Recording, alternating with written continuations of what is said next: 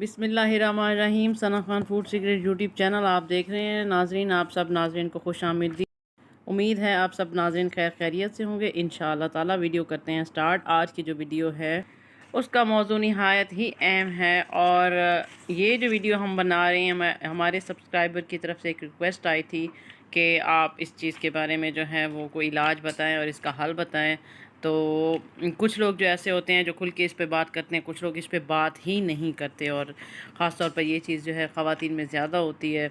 तो ख़वातीन में ये मसला ज़्यादा होता है, इसलिए ख़वातीन इस चीज़ को बर्दाश्त करती रहती हैं बजाय इसके कि इसका कोई हल निकालें। तो वो क्या है जी? वो है नेवल डिस्प्लेसमेंट, यानी कि नाव का गिरना। अब इसके दो पहलू हैं, एक जिस्मानी और दूसरा जो है इसका रूहानी पहलू है। जिस्मानी पहलू में हम जब बात करते हैं कि जब आप बहुत ज़्यादा कोई चीज़ वज़न उठा लें या आपको झुकना पड़े या झाड़ू लगाएं या आप स्लिप हो जाएं या आप भूखे हों और कोई ज़ोर भूख में ही आप कोई ज़ोर लगाएं या अचानक से आपको कुछ खींचना पड़ता है, तो इससे भी नाक में दर्द होना शुरू हो जाता है। भूख में भी होता है और अगर आप ज़्यादा खाना खा लें तब भी होता है। गैस की वजह से भी ये दर्द जो है वो शुरू हो जाता है। आप बहुत ज़्यादा स्मार्ट हैं तब भी ये चीज़ पेश आ सकती है।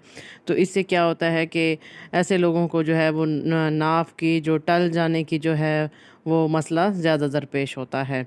या आप भारी काम करते हैं तो कुछ भी आपको खींचना पड़ जाता है, तो ये चीज़ आप फेस कर सकते हैं। किसी भी चीज़ को ज़ोर से खींचना भी नाव टलने की वजह हो सकता है।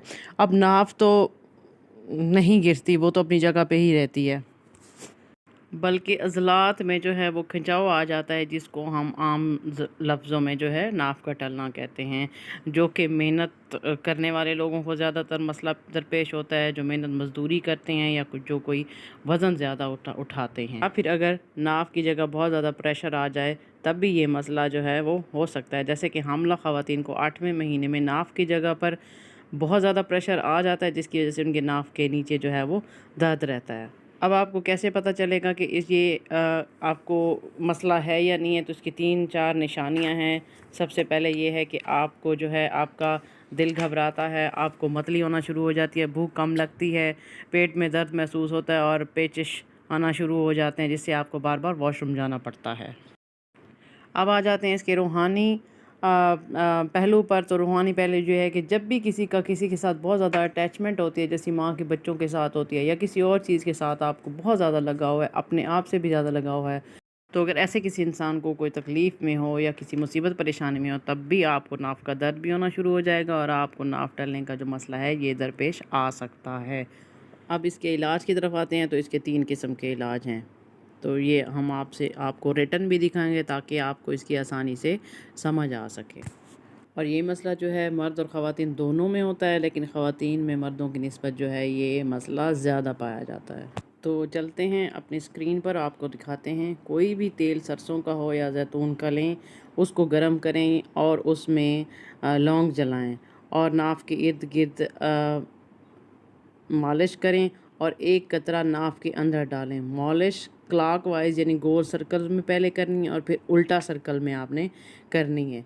इसके बाद गर्म कपड़ा या तौलिया लेकर नाव की आपने टकोर करनी है और ऊपर उसके रख दें नाव पर। अब अगर कपड़ा ठंडा हो जाए 2-3 से 4 दफ़ा आपने दोबारा कपड़े को गर्म करके ये अमल जो है आपने दोहराना है। अब इस पूरे अमल में मरीज़ ने उठना नहीं है, वो अपने साथ एक हेल्पर रख लें और एक पतली जो है वो गद्दी लें बहुत बारीक सी और नाव के नीचे रख कर उल्टा लेट जाएं और पाँव अपने सीधे रखें, गर्दन को थोड़ा ऊपर की तरफ पीछे की तरफ करके रखें। अब मरीज़ को फिर दोबारा सीधा करें और दोबारा ये वाला जो अमल है वो ये आपने दोबारा दोहराना है। इस तरह से जो है आपने 3-4 दफ़ा ये अमल करना है। इससे आपको बहुत ज़्यादा फ़र्क पड़ेगा इंशाअल्लाह ताला। अब आप दूसरे इसके इलाज की तरफ जाते हैं, जो कि आपने इसके साथ साथ ये भी करना है। थोड़ी सी आप हींग लें, मूंग की दाल जितनी हो, यानी कि बहुत ज़्यादा थोड़ी सी हो, और उसको पानी में हल करें, उसको गर्म करें उस पानी को और उसका लेप बनाकर अपनी नाव के इर्द गिर्द लगाएं और टकोर करें।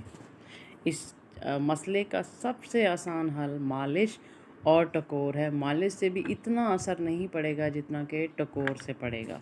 अब नंबर 3 पे ये है कि आपने रुकू की हालत में खड़े हो जाना है, नीचे भी नहीं होना और ऊपर भी नहीं होना, और कोशिश करें अपने पैर की उंगली एक आपके हाथ में आए, 2 आए या पंजा आए, उसको ऊपर की तरफ खींचने की कोशिश करें। और इस दौरान आपकी जो एड़ियां हैं वो ज़मीन पर टिकी रहनी चाहिए। इससे जो है आपको बहुत ज़्यादा फ़र्क पड़ेगा। और इसके लिए आपको एहतियात भी करनी है। आपने झाड़ू नहीं लगाना, आपने पोछा वगैरह नहीं लगाना, कपड़े नहीं धोने, आटा नहीं गूंदना, कोई भी ऐसा काम जिसमें मेहनत लगे या झुकना पड़े तो ये आपने इन दिनों में नहीं करना। आपने मुकम्मल रेस्ट करना है ताकि जल्दी से जल्दी जो है इस मसले से आप निजात पाएँ इंशाअल्लाह ताला। दुआ में याद रखें। कमेंट बॉक्स में अपनी राय का इज़हार ज़रूर दीजिए। अपना ढेर सारा ख्याल रखिए। नेक्स्ट वीडियो में मिलते हैं। चैनल को सब्सक्राइब कर दीजिए। अल्लाह हाफ़िज़।